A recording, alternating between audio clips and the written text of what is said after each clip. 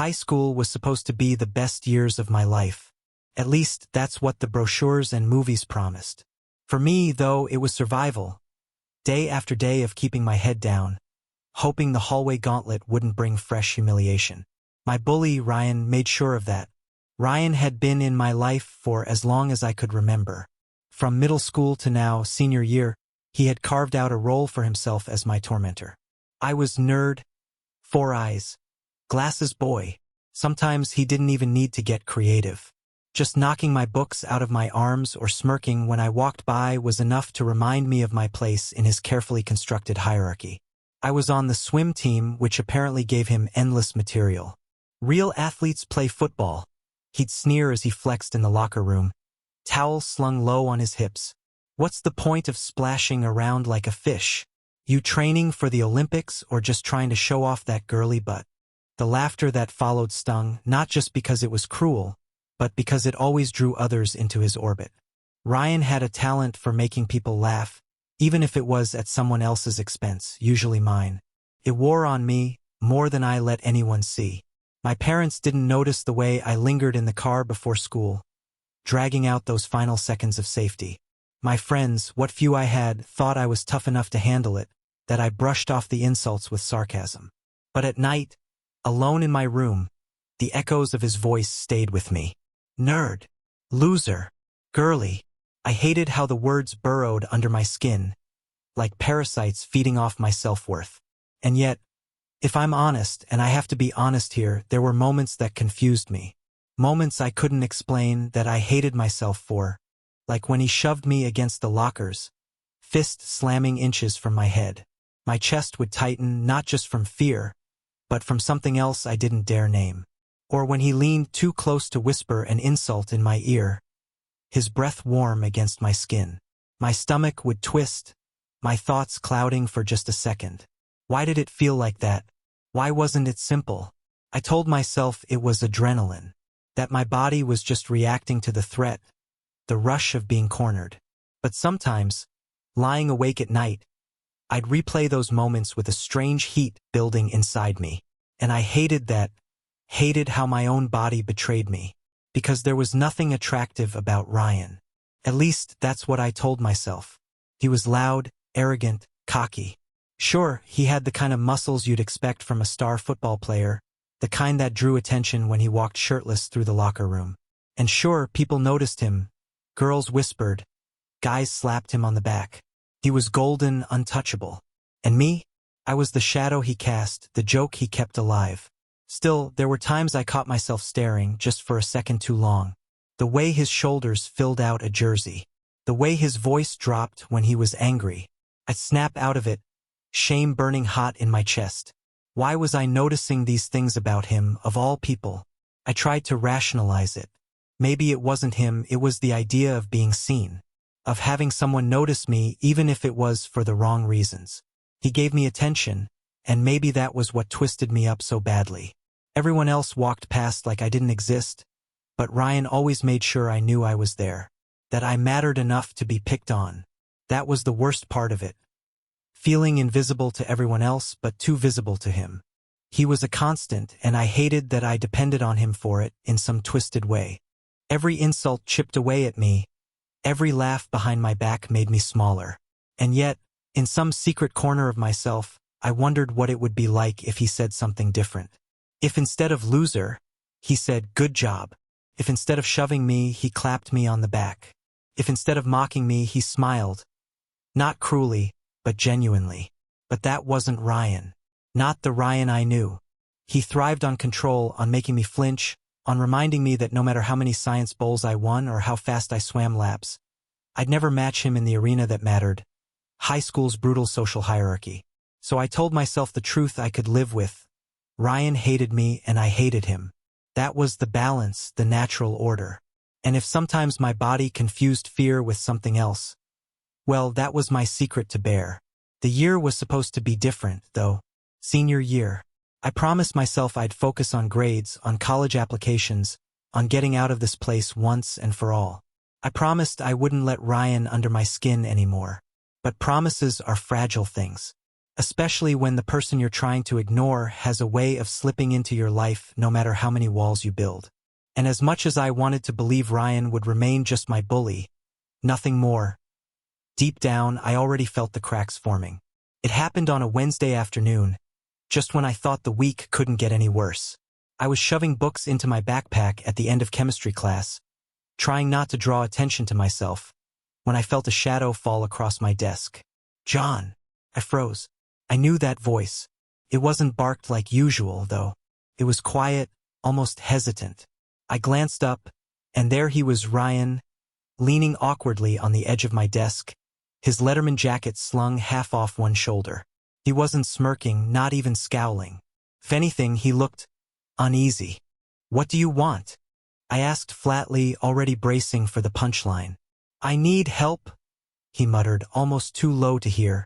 That caught me off guard. Ryan never admitted needing anything, not from me. "Help," I repeated. "With what? Picking on freshmen?" His jaw flexed, but he didn't rise to the bait. "Chemistry. I'm not passing."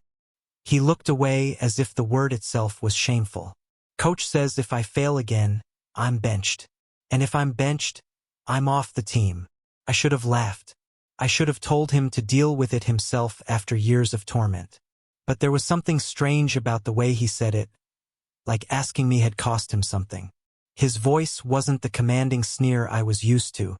It was almost meek. "Please," he added quickly, his tone sharpening, as if covering up that vulnerability. "Just help me after school. If you do, I won't bother you. For a day." I blinked. A day free of his insults, his locker slams, his shoulder checks in the hallway? That sounded like bliss. "Fine," I said slowly. "But if this is some kind of trick." "It's not." He cut me off, already standing straight again, putting the mask of confidence back on. "Library. 4 o'clock. Don't be late, loser." The insult was automatic, but weaker than usual. Still, it stung. The library was nearly empty when I got there. My stomach knotted with regret. I told myself I shouldn't have agreed. Helping my bully was the definition of pathetic. But peace, even temporary, was a powerful motivator. Ryan arrived 10 minutes late, swaggering in like he owned the place. He dropped into the chair beside me, his textbook slamming onto the table. "All right, nerd," he said, stretching his arms behind his head, muscles shifting under his t-shirt. "Teach me." I rolled my eyes but opened the book. "Fine. Let's start with balancing equations. Do you even know what a coefficient is?" A number?" he guessed. I groaned. This was going to be torture. For the next hour, I tried to explain the basics. Ryan was restless, fidgeting constantly, clicking his pen, sighing dramatically. Every few minutes he'd toss in a jab. "You sound like a robot. Do you practice this boring stuff in the mirror? Bet you dream about beakers." At one point, he flicked my ear and grinned when I swatted him away. "Relax, loser. I'm paying attention." "No, you're not," I snapped. "If you were, you'd understand this already." Something in my tone must have landed, because for the first time he went quiet. He leaned forward, eyes narrowing at the page, lips moving as he tried to work through the example problem.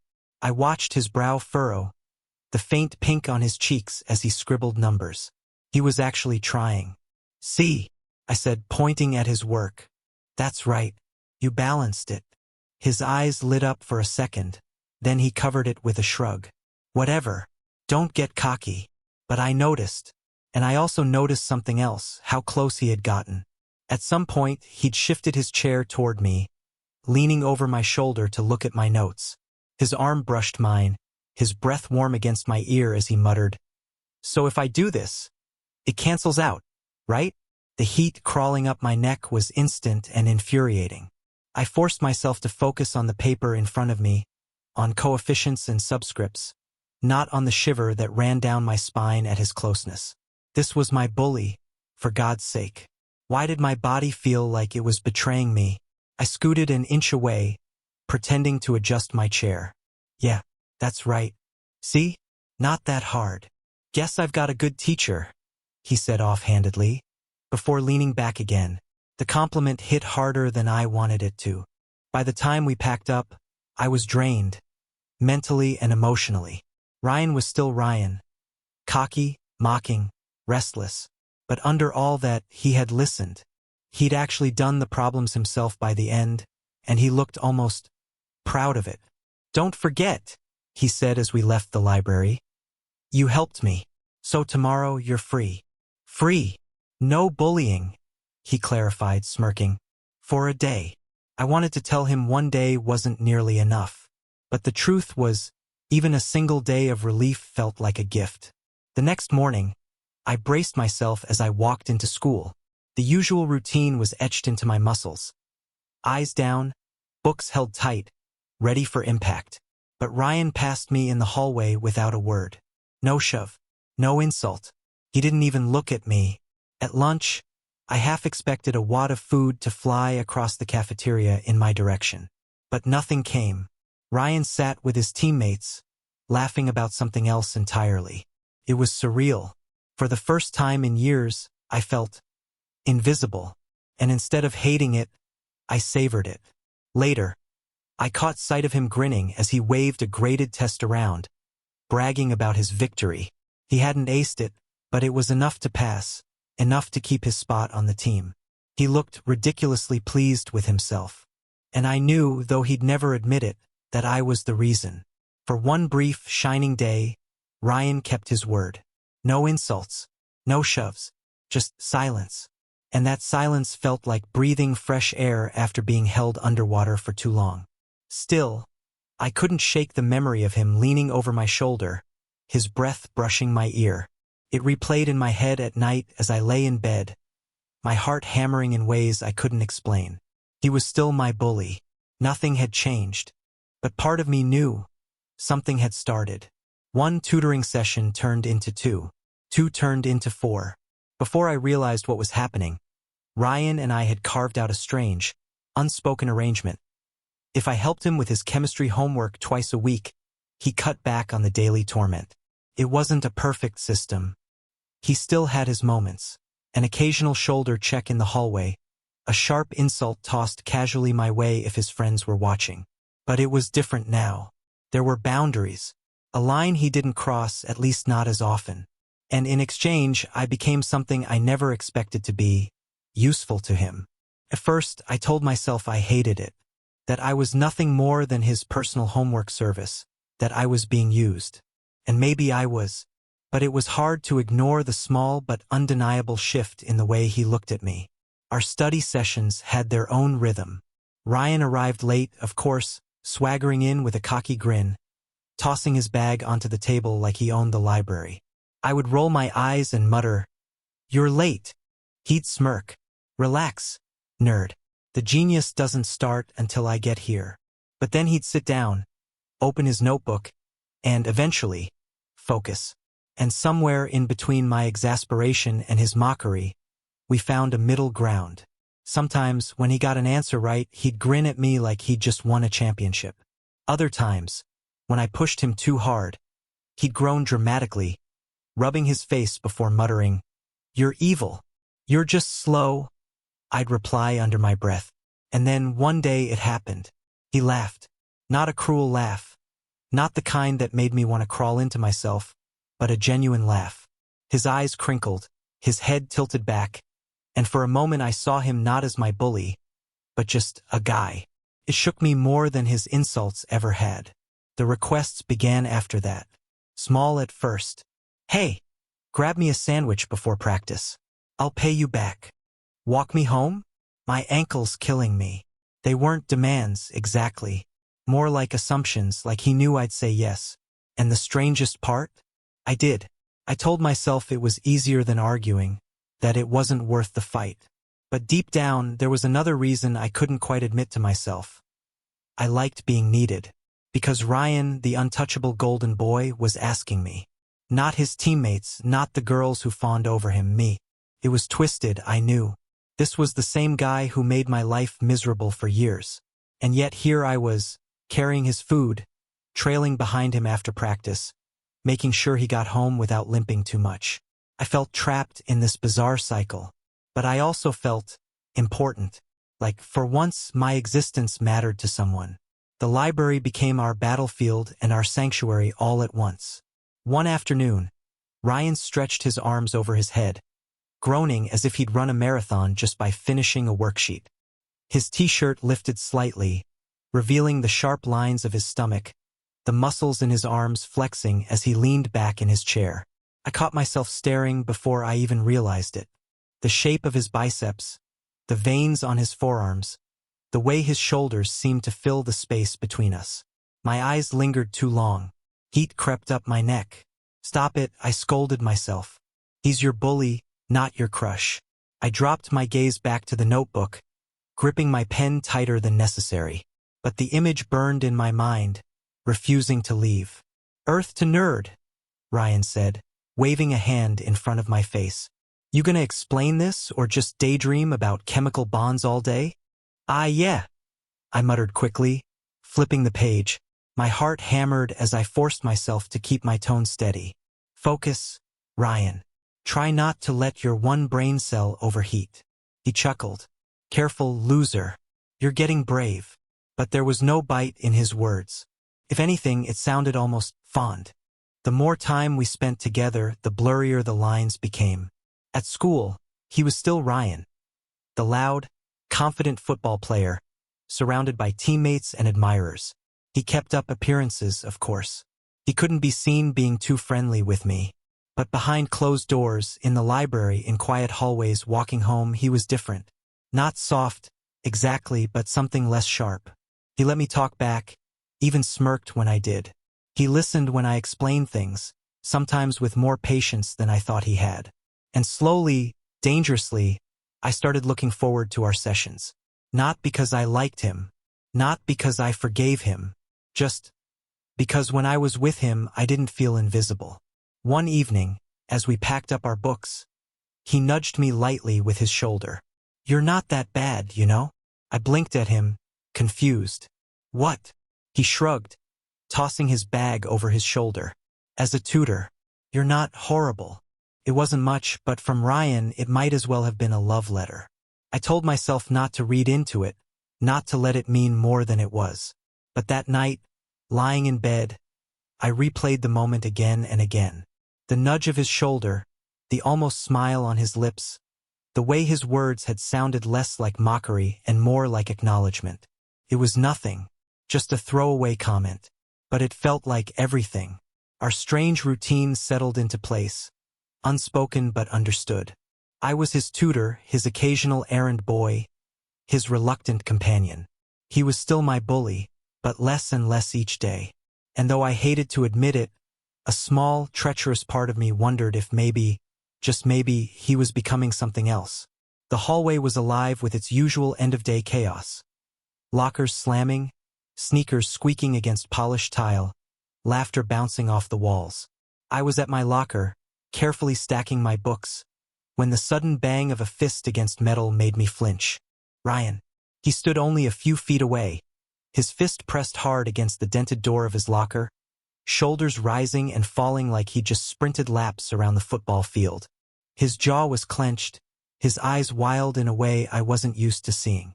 Usually, his outbursts were calculated performances, staged for the audience of his teammates. This was different. A couple of guys passed him, throwing him confused glances, but no one stopped. They knew better. I froze, unsure if he'd noticed me. Part of me wanted to melt into the floor, slip away before he could redirect that fury toward me. But before I could, he turned.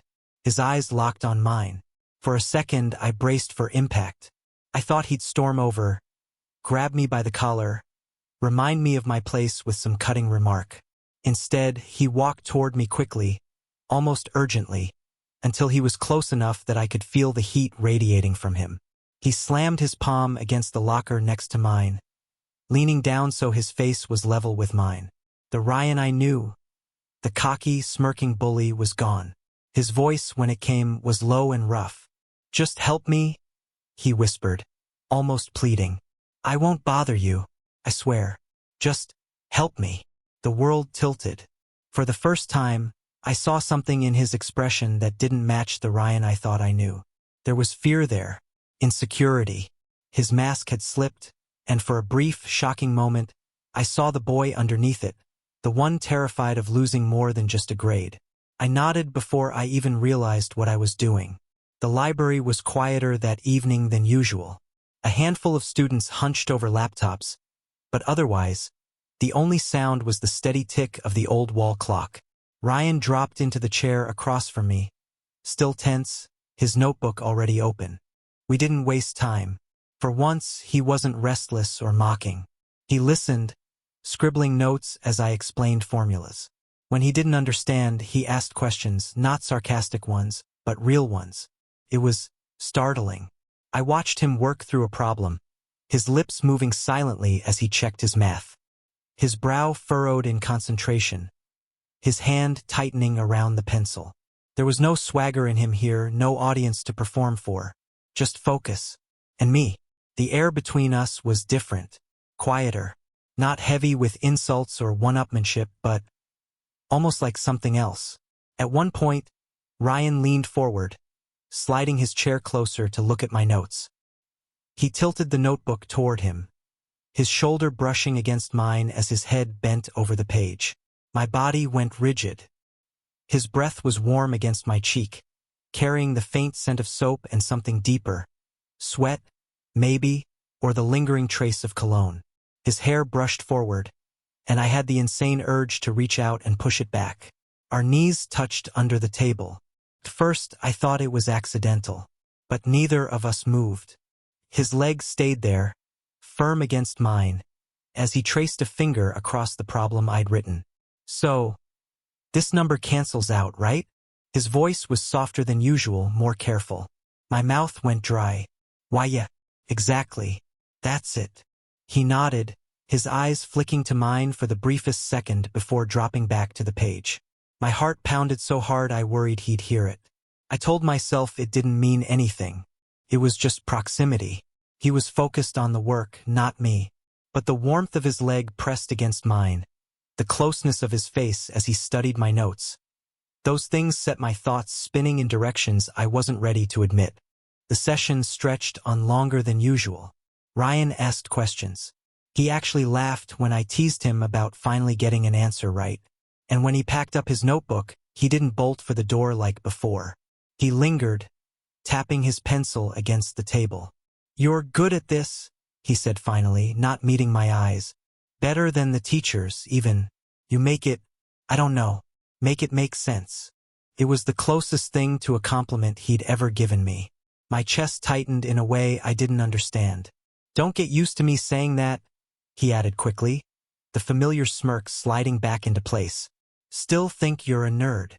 "Thanks," I muttered, though the words sounded different in my mouth. Not bitter, almost grateful. On the walk home, I couldn't stop replaying the moment in the library. His knee against mine, his breath warm on my skin, the way his voice had softened when he asked for help. For years, Ryan had been nothing but a storm in my life. Loud, cruel, suffocating. But that afternoon I'd seen something else. A crack in the armor. A glimpse of someone uncertain, maybe even scared. And against every bit of logic I had, that glimpse stayed with me long after he was gone. The swim meet ran late that night, the echo of water still ringing in my ears as I packed up my things. Everyone else had already gone.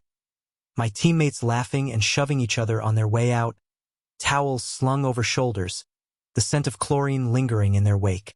I'd been delayed fishing my prescription goggles out of the deep end after they'd slipped from my grip, so by the time I trudged into the locker room, it was nearly empty. I thought I'd be alone. But then the door creaked open, and Ryan walked in.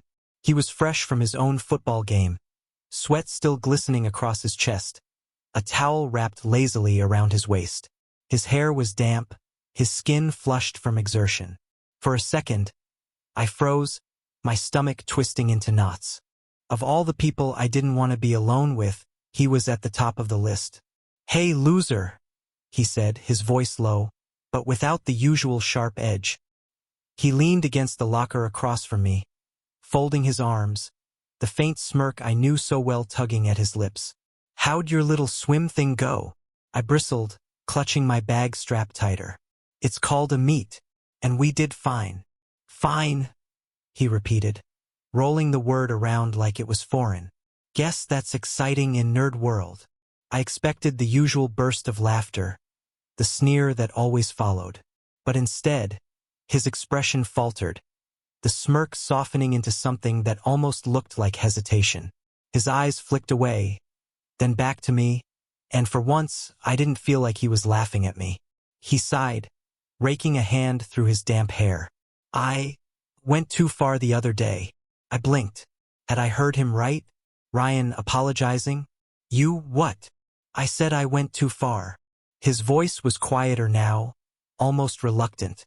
With the locker thing, slamming next to your head. I shouldn't have done it. I stared, unsure what to say. In all the years I'd known him, I couldn't remember him ever apologizing. Not once. Why are you telling me this? I asked cautiously.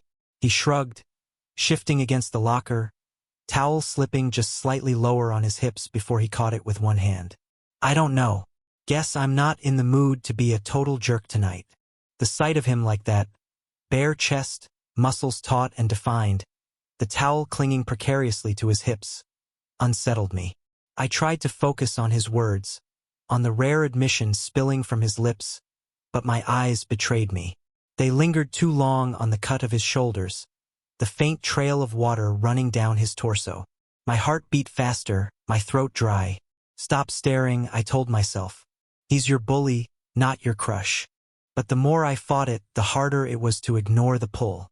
Ryan must have noticed the way I shifted uncomfortably, because his smirk returned, though softer this time, more playful than cruel. What's the matter? He asked, tilting his head. Never seen a real athlete before? I rolled my eyes, though my voice came out weaker than I wanted. I see you strut around every day. It's not exactly new. Strut, huh? He chuckled, the sound deep and low, and pushed off the locker to step closer. The air between us thickened instantly. Sounds like you've been paying attention. My face burned. In your dreams. He grinned, but there was no bite behind it. For a moment it almost felt like banter. Like the roles we usually played, bully and victim, had slipped, replaced by something more complicated. Silence settled, heavy and charged. Ryan adjusted his towel absently, his fingers brushing over the edge of fabric in a way that drew my gaze whether I wanted it to or not.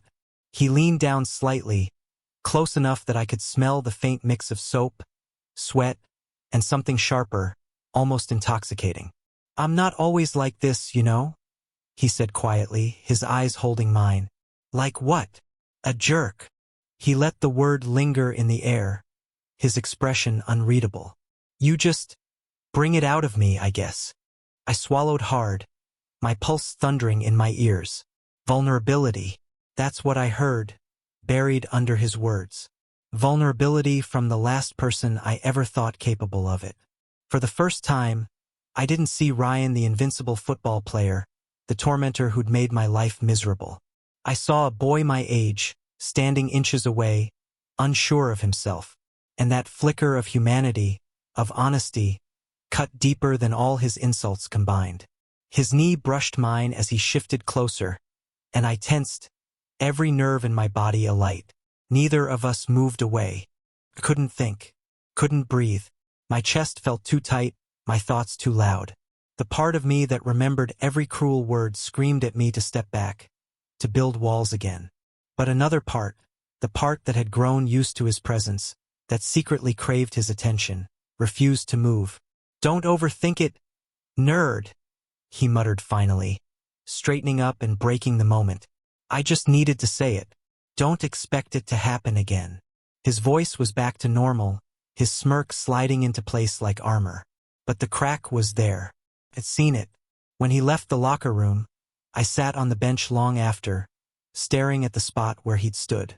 My bag sat untouched at my feet, my pulse still racing. What had just happened? He had taunted me, yes, but half-heartedly, as though his heart wasn't in it. He had apologized, an actual apology. And for a fleeting second, the world had tilted, leaving me staring at him not as my bully, but as someone entirely different. Dangerous. That's what it felt like. a dangerous attraction forming where hatred should have lived. And that scared me more than anything. I couldn't stop thinking about him. It didn't matter what I tried. Homework, swimming laps until my lungs burned, even blasting music through my headphones at night. My mind kept circling back to Ryan. His smirk, his apology, the way his towel had barely clung to his hips in that locker room. It made no sense. He was my bully, the guy who made school hell for me for years. I should have hated him, should have buried every thought of him under the weight of all his insults. But my chest still tightened when I replayed the sound of his laughter. The real kind, not the cruel kind.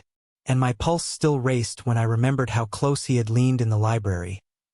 His knee pressed against mine like it belonged there. Hate was easy. Hate was familiar. But this messy tangle of confusion and longing and something dangerously close to attraction, I didn't know how to carry it.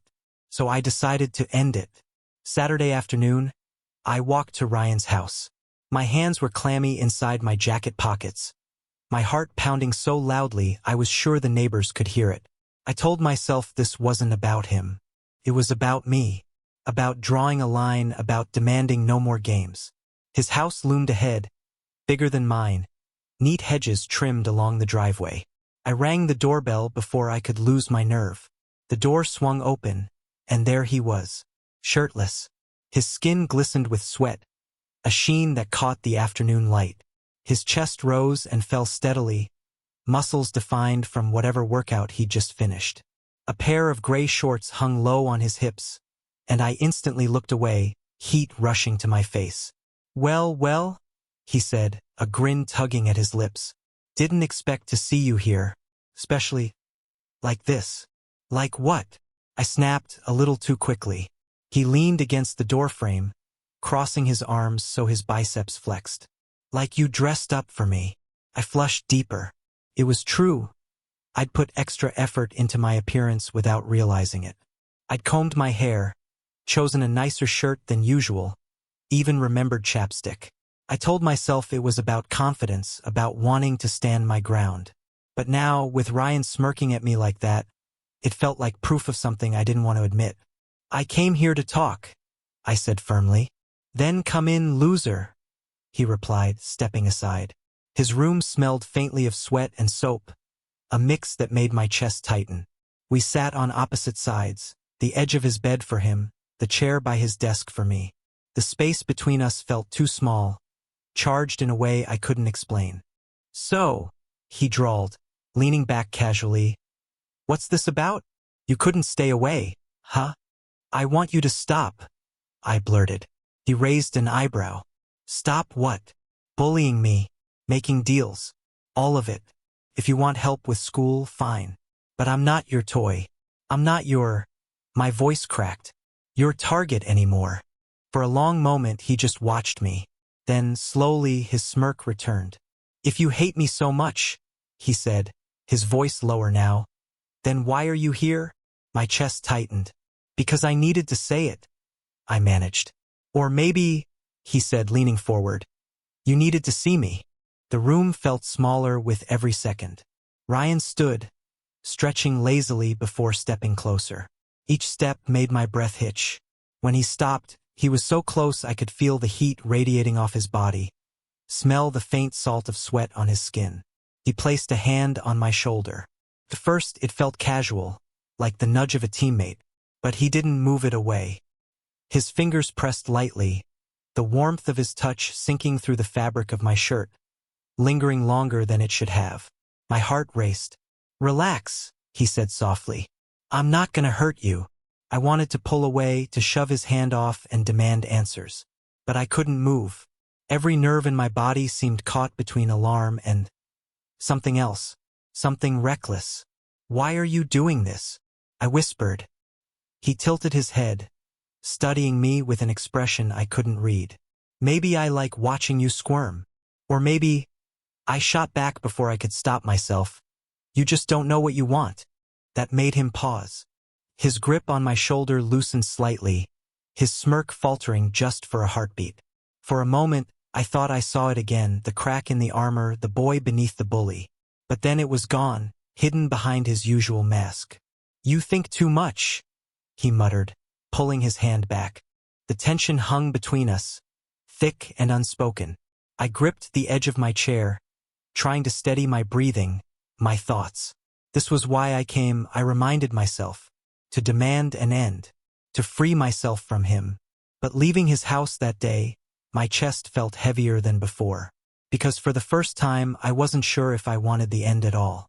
The silence in Ryan's room was so heavy I thought it might crush me. He stood near the window, arms crossed, his chest still bare from his workout.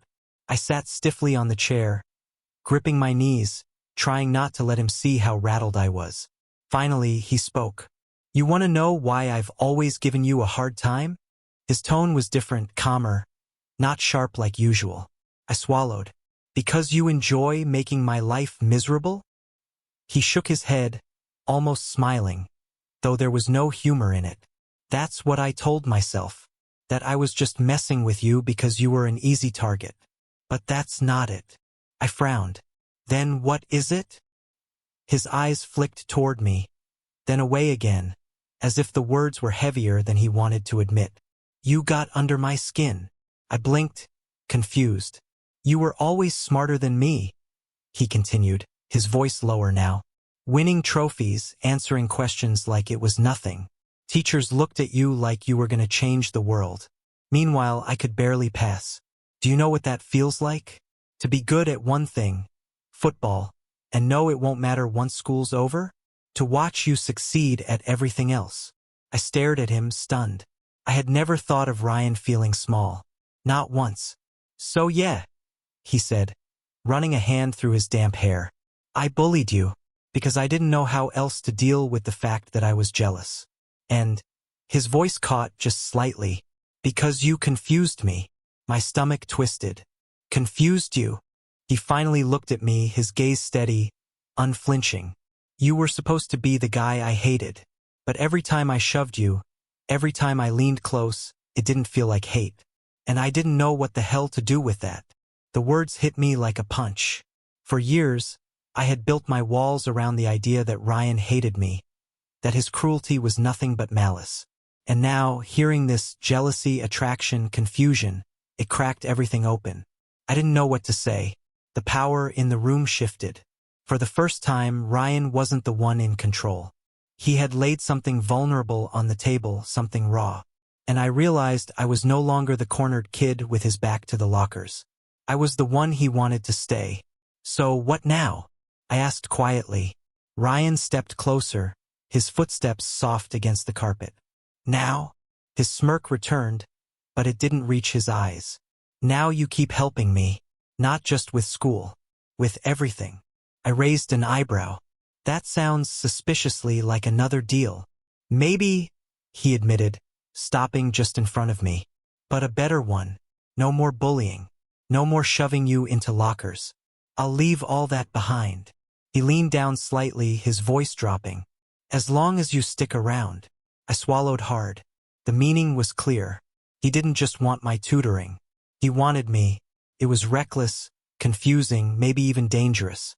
But a part of me, the part that had been starved of acknowledgement, of being seen, ached to say yes. His hand brushed mine where it rested on the arm of the chair. Just a light touch, fingers grazing against my skin. My pulse leapt instantly, and I couldn't bring myself to move. Slowly, deliberately, his fingers hovered closer, almost interlocking with mine. I could feel the warmth, the promise, the question hanging in the space between us. My breath hitched, my cheeks burned. At the last second, I pulled my hand back, clutching it against my leg like a lifeline. He didn't laugh. He didn't mock me. He just gave a small, knowing smile, as if he'd expected it. "You listen better than anyone else," he said softly. Then, after a pause, the words that made my chest tighten, "Good boy." The phrase sank into me heavier than it should have. Praise, mockery, maybe both. My body betrayed me with a shiver, heat crawling up my neck as I stared at him, trying to decode the intent. But maybe it didn't matter. Maybe the words themselves were enough. When I finally left his house, the air outside felt cooler, fresher. But my thoughts were anything but clear. For years, he had made me obey out of fear. He had pushed me around, controlled me, made me flinch at every shadow in the hallway. That was the role we played. That was the story I told myself. Now everything was different, because as I walked away, my heart still racing from the brush of his fingers, I realized something terrifying. I wasn't sure if I was obeying him anymore, or choosing him.